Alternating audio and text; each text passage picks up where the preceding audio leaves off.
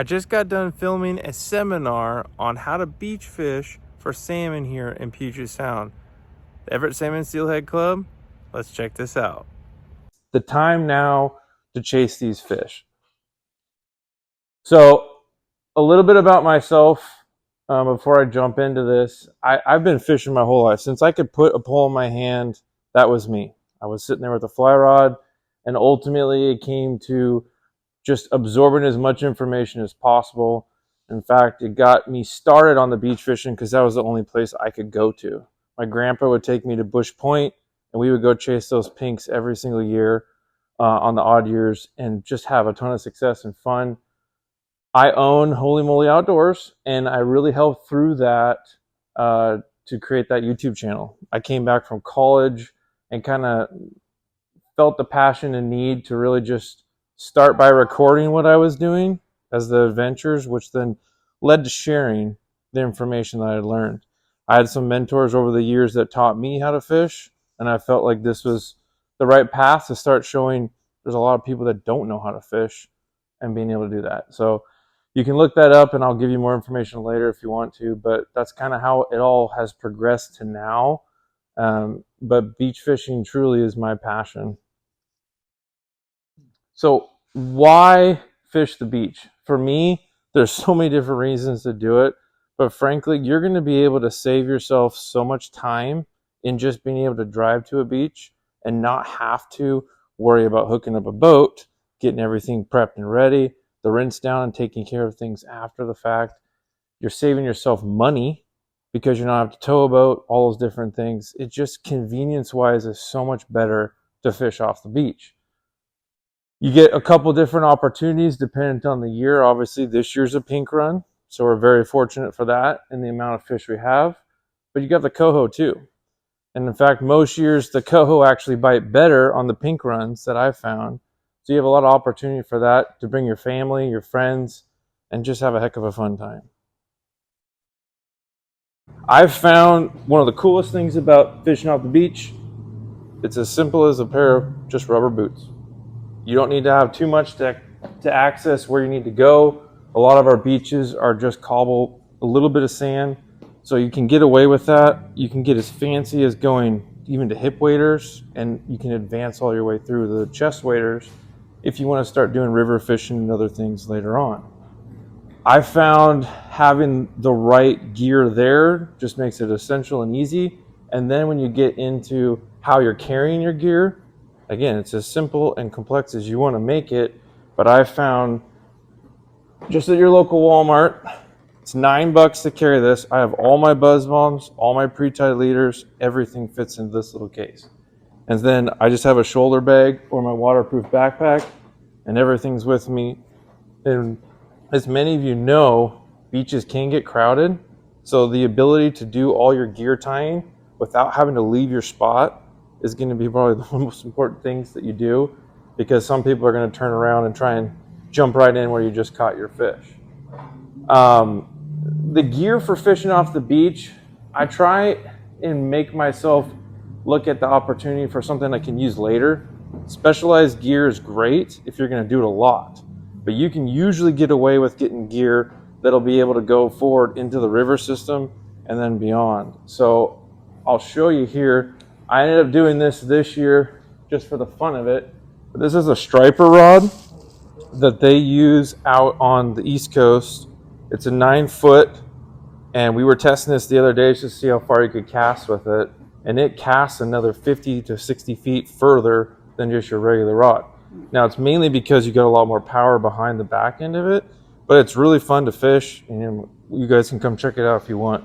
But the standard reels and rods, the rod's 8.5 to 10 foot is typically all you need off the beach. The 3000 size spinning reel is very straightforward, and that will work not just off the beach, but you can use that across for your Coho and everything else as they come through. I run 12-pound test mono. I don't think you need anything crazy. I don't really like the braid unless I'm fishing the float, which I'll talk to in a little bit. And then, the pliers and tools that I like to use are just pretty straightforward, but as a bank fisherman off the beach, probably never seen this thing. Anybody seen what this is? So you can clip this on your belt and it rotates. It's called a third hand rod holder. If you hook a fish or go to retie, you can just set your rod into this and it never touches the beach, never touches the sand. All your nice gear doesn't have to get ruined. Something I can show you guys later if you want, but that's been probably one of the coolest things I've picked up over the last couple of years, because the last thing you want to do is put your nice gear in the sand and then have it just get all ruined. The last piece I would point out for gear is probably one that doesn't get talked about enough. It's how you're taking care of your catch.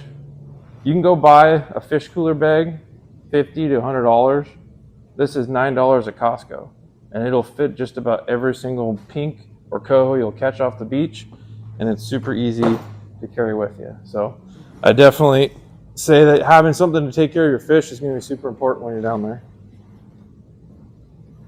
Our salmon runs, obviously I kind of spoke about with the pinks, they're generally odd years, or they are odd years, excuse me. But our coho are going to be typically an annual thing, but they're going to be bigger fish. Most of our pinks are average probably 4 pounds, but your coho are going to be a little bit bigger than that. Off the beach, our kings is very hit or miss. Usually, as you guys know, we'll get like a 2 or 3 day window just to get any kind of opportunity. So you're going to catch them every once in a while. It's just hardly going to ever be within that season timing. Now the timing of this and the tides, you know, I've always heard the golden rule of terms of tides an hour before or hour after high tide. And that's probably your general mindset to think about, and it's going to work probably 90% of the time. For me, I've played around with it just to see. Right now, just go fish. There's so many fish out there. The high tide is going to bring more in, there's no doubt. But getting out on a low tide sometimes gets you away from the whole crowds. And there's still going to be fish around. Plus, another trick you can do is you can go collect gear on the low tides. Those super low negative tides, especially off Whidbey Island, that's a haven for picking up 100 buzz bombs in a day. So you can pay for your trip. I should go back to that. As far as timing though, because our summers are getting so much hotter, we're not getting those big rains. A lot of times I focus on the pinks typically around that late July when you start seeing the first couple show up. I always check creel reports. I don't know if you guys have ever looked into those. Those boat checks are going to tell you when the fish start showing up in our local areas, and then I use those to reference, okay, I know they're getting caught over here. I then check what forecasts from the fish seasons, and then I can determine which areas to focus on. So we have 7.7, I believe it is, on the million fish coming in. Most of those fish are southbound. So right now, I can only imagine how many fish are going by that Lincoln Park area of Puget Sound and that South Seattle. We have a lot up here, but you can kind of gauge your focus on where the productive areas are going to be just based upon those couple tidbits that most people don't really know exist. So once you get past that first little bit of reports, then you can start kind of gauging by now that mid-August time frame. It doesn't matter where you go, you're going to find it. So what to fish with? It's been probably known by everybody, the pink buzz bomb is the best lure to use. And there's no doubt it definitely catches fish, but every other person has heard the same thing. So you'll show up to the beach and you look down, there's 100 people down the beach fishing the same pink buzz bomb. So it works, but for me, I like being a little bit different. And so I'll start playing around with different things, and sometimes that does play into catching fish quicker or being the one that stands out in the crowd. So let's see here, like on these here, the rotators, I don't know if you guys ever heard of those. They're a little bit different than a buzz bomb, meaning that they are more flat. You can see that. So they flutter really nice on a drop off the beach, whereas a buzz bomb has a little bit more surface area vertically. So these fall faster. you can get a rotator to really flutter, and one of the cool tricks with these rotators is you can retrieve it just like a spoon, and it'll swim in the water like a fish.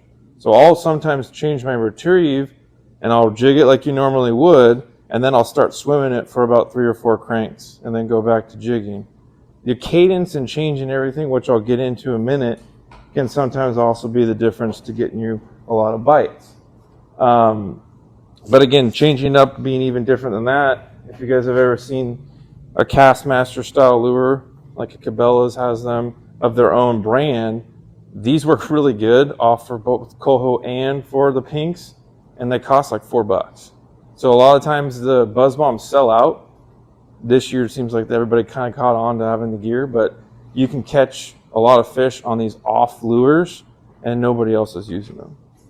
And then when the Coho really get good, I don't tell this to too many people, but a 1 ounce rooster tail, if you can find these, just with a single hook. Obviously everything seems to come with a treble hook for whatever reason, but a sidewash hook on these, fished off the beach, it's so fun to feel that fish bite on a spinner. So it's a lot of fun to do something different and a little different. Now, bait. Do you need bait for pinks? Absolutely not. I would say you could use a little scent if you wanted to, but bait pretty much is something I never touch because it's just not needed. Pinks just usually bite on the fact of your presentation and how you're reeling it versus the scent. They're just an attraction hit. But if I'm chasing Coho off the beach, like in the picture there, I will be typically, dependent on the beach I'm going to, I will run bait. There are some days and some beaches like Possession Bait Box where you can get live bait, and there's not too many places you can do it, but that is probably the most fun fishery if you've never experienced it. To watch a Coho from where you're standing there chase a herring out of the water all the way to the bait or the beach and hit it right at your feet. And you can just watch your whole float just dance the whole time. So there's some cool things, and to me that brings back the old ways of fishing when you grew up fishing bluegill and trout with a float. You can see that thing. It's a very visual type of fishing. Now when it comes to color selection, I kind of touched a little bit on it, but you don't need pink for pink salmon. So for me, I've kind of transitioned more of my thought to contrast. There's a lot of lures out there now who some people say they're doing it for catching the fishermen, but there's a certain point where like these newer buzz bombs that they've come out with have a little bit of each color in them, and I feel like those sometimes can make the difference. Not saying it always does, but for Coho in particularly, I love fishing chartreuses and whites and combinations with a pink or some kind of highlight color in the mix. It just all depends on the day. Some days you're going to have bright colors working better because of the conditions of the sky versus an overcast. And as these fish, which you guys, I don't know if you've been out in the boat to see it yet, but some of them are setting up in the Mukilteo area on that breakwater and that whole stretch down by Browns Bay. They're going to start to transition there and hold until we get that rain. Those fish end up darkening up and they start having more preference to those darker colors. So I found sometimes, depending on how much rain we have, you can go even the darker colors like purple and some of that stuff to really have a good effect, and those dark blues. For rigging up, I've found a couple add-ons that really made a difference to my success. That picture right there with those two Coho came off of Bush Point when everybody was fishing those pink buzz bombs. And I took a regular white rotator, found some scrap of orange tape I had in the garage, and just put it on thinking, I don't know, it might work. And I got those two Coho when no one else caught a thing. And so this was a few years ago, but it taught me something that day. Okay, I'm going to try something different. There's now a company that I work with called Hypervis Tape. And if you guys want to check it out when you come up here, this stuff reflects more than any other tape out there that I've seen, and just has some really cool color options from like a UV white to the blues, all the highlights. And I start doing that with all my stuff now. In fact, I've even got one to give away for you guys later here, but I made my own kits for the beach, and each of them have this Hypervis tape in it. So the buzz bombs are not your normal buzz bombs. They have a little bit of flash on them. Does it help? It's more, I think so, but I think you're getting a lot of fish to change and react. Now that buzz bomb picture here was one of the other things that I found years ago of putting a little hoochie skirt on the end of your buzz bomb. It does a few things. It adds that extra presentation size, but it makes a difference how that thing fishes in the water. Again, you can reel that in and it's going to swim like a spoon, and you can kind of change how that thing fishes. Now, casting and retrieving with the buzz bomb or rotator, and frankly any of these presentations I mentioned, all has a different way of doing it based upon the conditions. This was a bush point picture from, I want to say 2 years ago. It was right before sunset.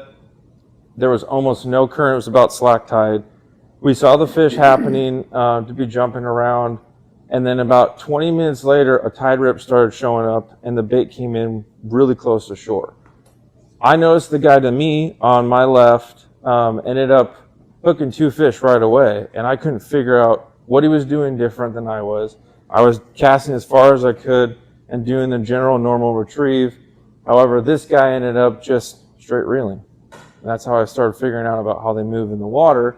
He was catching those fish, not doing the normal stuff. But typically, if you're going to cast out a buzz bomb, you're going to end up just casting it out and then just reel a little bit of slack, reel it up, a little bit of slack.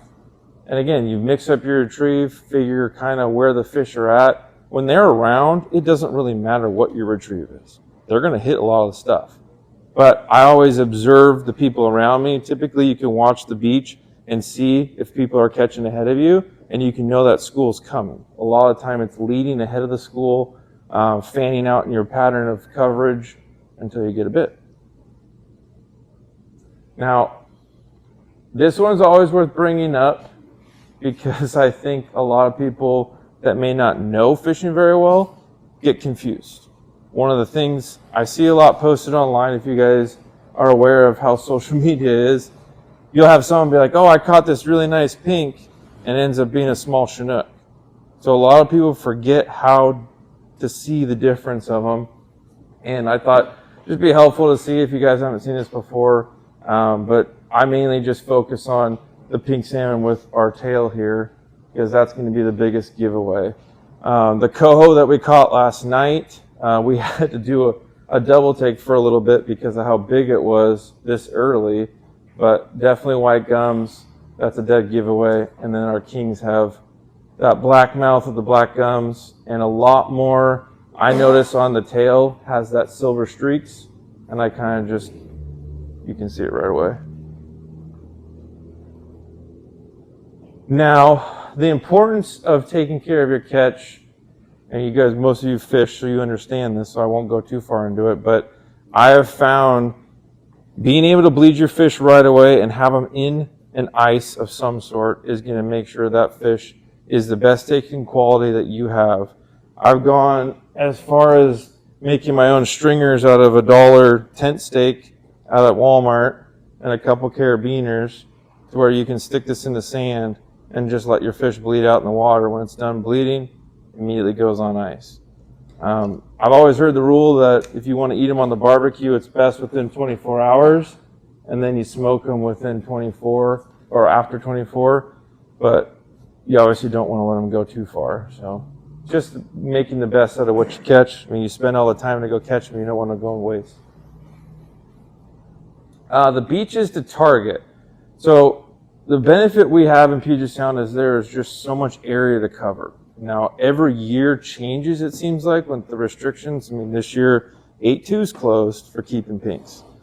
You used to be able to go right off the Lighthouse Beach there and catch a ton of them. So you just got to pay attention to what the regulations are before you go out. But again, I tie back to always checking what the forecasts look like, because that's going to tell you some of the best areas to focus on.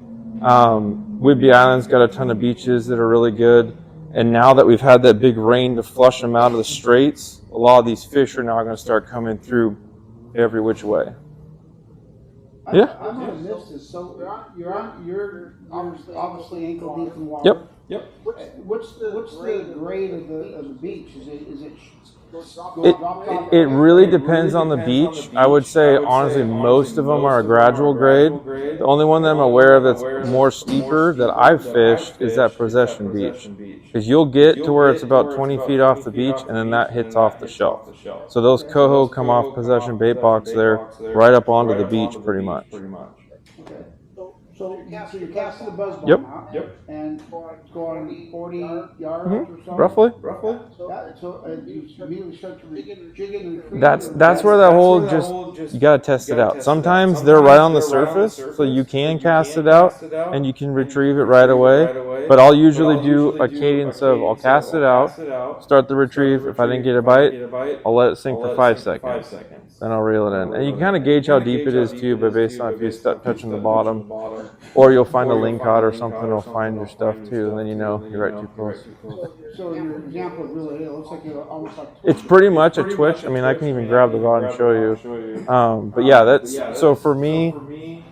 You can go as crazy as you want, right? Some people will go the full on, like a whole hook set every single time. I don't think that's necessary. I think a lot of times your success is going to be something where you can just kind of keep it moving. But again, play with it until you can catch a fish to tell you if it's right or not.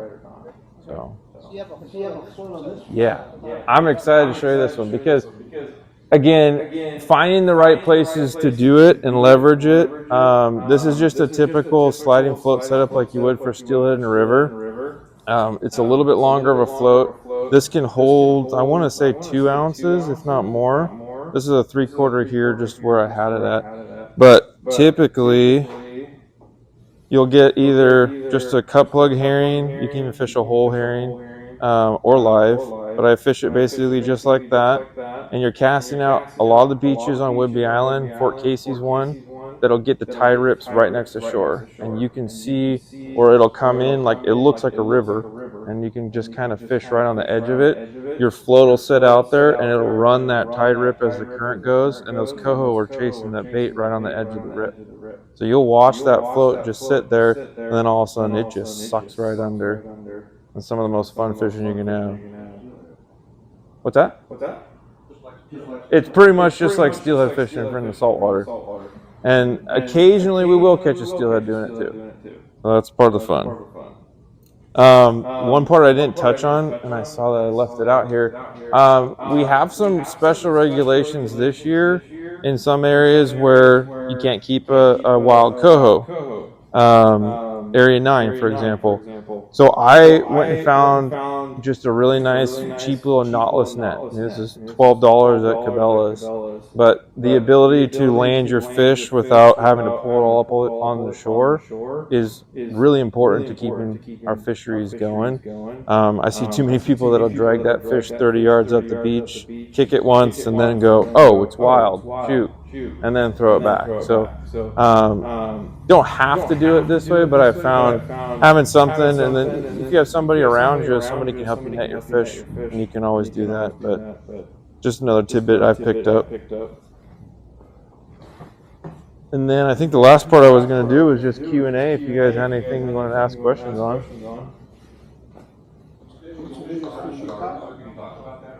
Did I talk about Golden Gardens?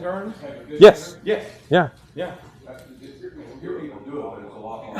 It is a sandier beach, and so it's basically a giant big bay, right? And so they'll come dip in, and then they'll come out like this, and then they'll head right down the Duwamish. So a lot of the time, if you can focus on the front head of that point, that's where you're going to have a lot of the success, unless you get the schools that'll come in, and then they'll do a loop. The same thing happens at Bush Point, because it's kind of like a bowl. So you'll get those schools sometimes that'll come in, and they'll do a circle, and then turn around and go right back up. So I'll give you a trick that I've done for years at Bush Point in particular, and I'll go back to Golden Gardens, but there's the state park just up on the other side of it, and you can go and park up at the state park and walk down the beach on a lower tide, get away from all the crowds that are packed in that one spot, and have the same fish that are just going through in school. But at Golden Gardens, at that front end, I don't Meadow Point's on the other side. You have the Green Canyon within sight distance out there. There's 2 or 3 sets of pilings. That's the only thing I would say to watch out for there. Otherwise, it is a really sandy beach, and they come right next to the shore there. Yeah. Did you have a question there? Incoming or outgoing at which point? What's that? Incoming or outgoing at which point? Incoming or outgoing? Tide. I mean, a lot of the times, if I can go for the incoming, I feel like there's more bait that gets pushed there.